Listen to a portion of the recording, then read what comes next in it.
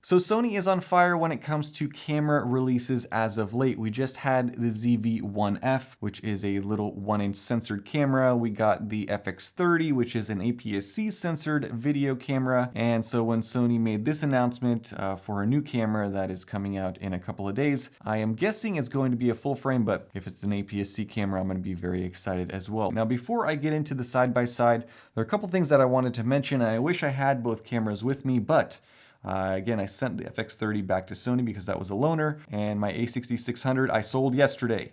So I am sitting without either one of these cameras and making this video, but fortunately I do have the pictures, and I have the lens that I use, which is this Sigma 18-50. So the thing that's different between these two cameras, besides the obvious, the form factor, is an all-new sensor. And beyond that, the FX30 in particular has no mechanical shutter. Now, what that means is that the normal shutter that you see with a camera such as this A6100,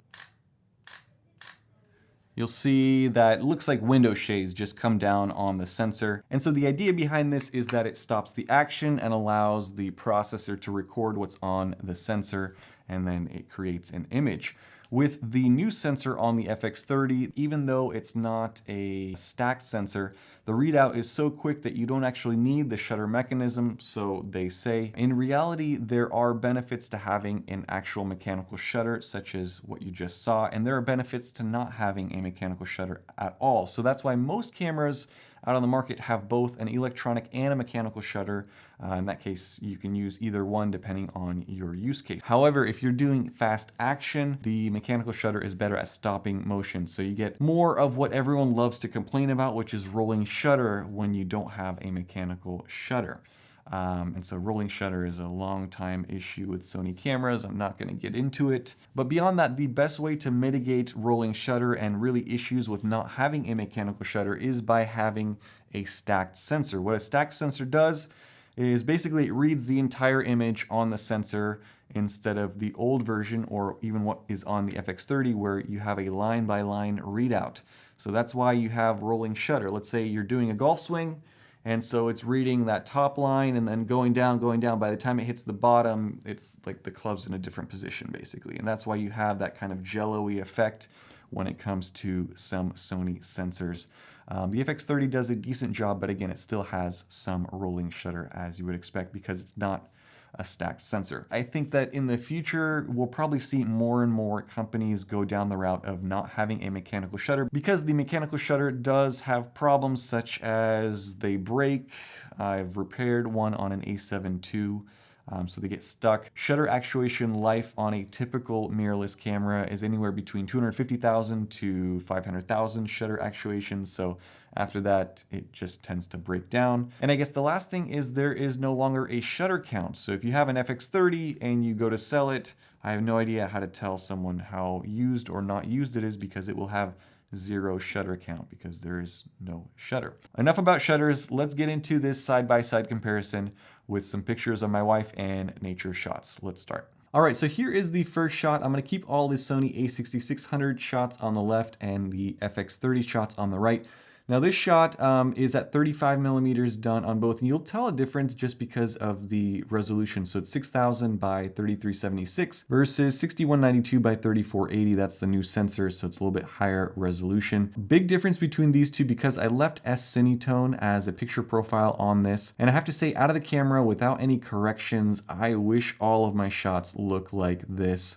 The skin tones with S-Cinetone. This is just a little bit too contrasty for me, but again, you can fine tune these to do whatever you want. Here is the actual shot with no picture profiles on. And so you'll see that there is very little difference between these two. I mean, both images are looking nice and sharp, good detail. Look at the background bokeh. It's about the same as the same lens at the same focal length, so very little difference there. Here we have a nature shot. This one is done at 50 millimeters, so just wanted to see if there's much of a difference in detail, and indeed there is not. So both of these look like they came out of the same camera. Again, very little difference between either one of them. Here's another one of my wife, this time done at 50 millimeter as well. So let's zoom in And here you'll see a little bit less contrast with a backlight effect on the FX30. But again, very sharp, very good. You can't argue the fact that an FX30 is a very capable camera for photographs. I mean, look, this is up next to the A6600, supposedly the best APS-C camera that is a hybrid camera, and it's doing just as well.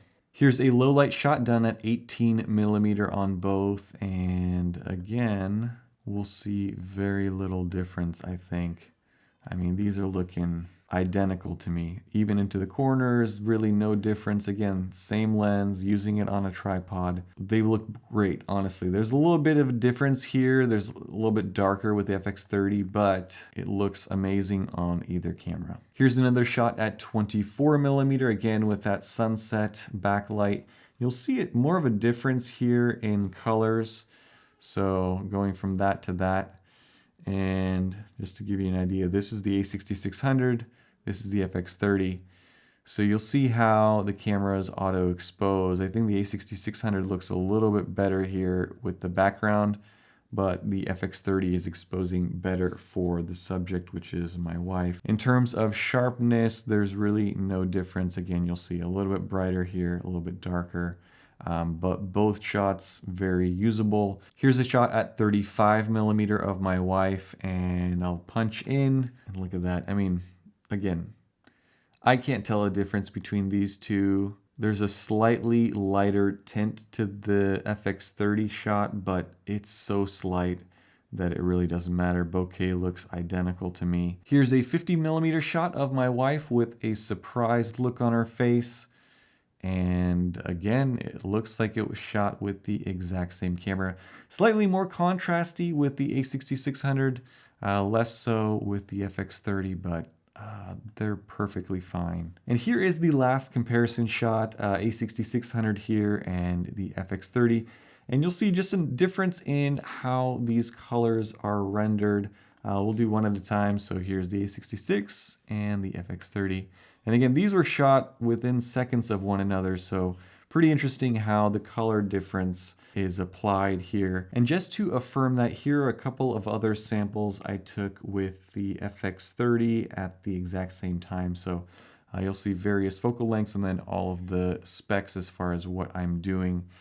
So here's a nice little portrait at 38mm or so with backlight. So plenty of dynamic range here in this shot, which is pretty impressive. Again, you'll see the same thing. Here's zoomed out a little bit, 24mm. Here's one at 50mm, another one at 30mm.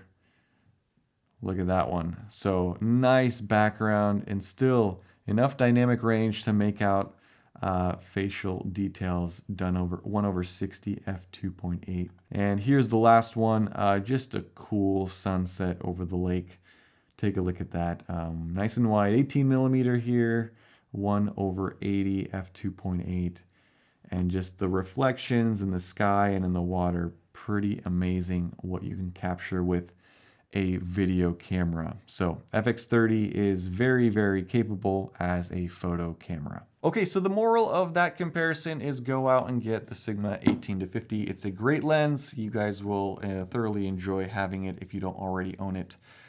This is my favorite zoom walk-around lens for Sony APS-C, so highly recommended. The shots look great out of both cameras. However, you can't argue with the results, and I have to say that the FX30, although it's not designed to be a photography camera, it can do the job. Although it doesn't have a viewfinder, it can do the job. And I think for me, it's going to fill that need of having a hybrid camera, more video focused and a little bit photography focused. That's why I felt comfortable enough after this comparison to sell my A6600. So it's gone. I still have my A61, ZVE10, my full frame A7C. So I still have plenty of camera bodies. I just don't want to have a bunch of them and they're all just sitting in a closet not being used. Anyway, so that is going to be it for this video. Let me know your thoughts down in the comment section below. I will have some links to both cameras if you guys want down in the description as well. I'll link the lens as well. But very interesting times we are in. I'm very excited for whatever Sony is announcing in a couple of days. So if you have any good predictions, leave those down in the comment section as well. I will be at a Sony event during the unveiling, so it should be pretty exciting. Maybe I'll get you guys some footage and video stuff for that. I don't know. So anyway, thank you guys so much for all of your comments, all of your likes, and your support. Stay tuned for more. Have a great day. Bye-bye.